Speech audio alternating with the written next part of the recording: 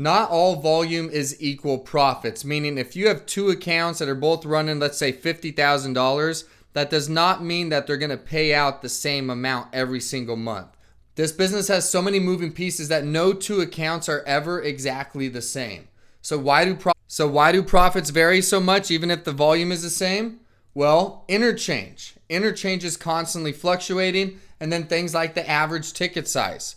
Huge impact on the actual profitability. So think about this. On a $5 transaction, if the interchange is 15 cents, that's 3%, right? So we're collecting 4%. So on a really small average ticket, you can see how a transaction fee equals a big percentage in terms of the profitability. But if that same 15-cent transaction fee is applied to a $50 transaction, now it's 0.3% of the profits. So even though that transaction fee was the same 15 cents, the size of the transactions at that business leave you a totally different amount in terms of the profitability. And this is just a small example why we require a transaction fee if their average ticket is under $10, right? Other things that affect the profits, the type of cards. If they're running a debit card versus an American Express Platinum card, that's going to make a huge difference on the interchange. If they're running a Visa no rewards card versus a Visa 3% cash back, that's going to make a huge difference because that changes the interchange. And the higher interchanges, the less of the 4% that we're keeping as a profit. How the cards are taken is going to make a big impact. Are they taking all their cards over the phone? Are they swiping them in their store? Are they taking a lot of them on the website? All of that stuff, again, goes back to interchange. So at the end of the day, why do profits vary? It's because of interchange.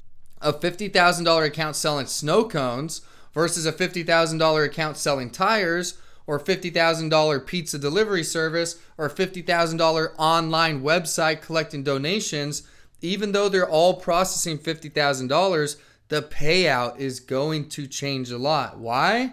Because the interchange is going to vary a lot. I'm making this very, very clear. It all revolves around interchange. Interchange determines how much of that 4% we're keeping in terms of profit and how much of it we have to use to pay the interchange. And the truth is, there's no way to know all of this ahead of time. They just run cards and then we find out what the interchange is later. So don't worry too much about trying to know ahead of time. It will never be the exact same.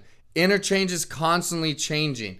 Even the same account, if they ran the same volume 2 months in a row, the profits are going to be different because the type of cards they took from 1 month to another could change. There's so many determining factors.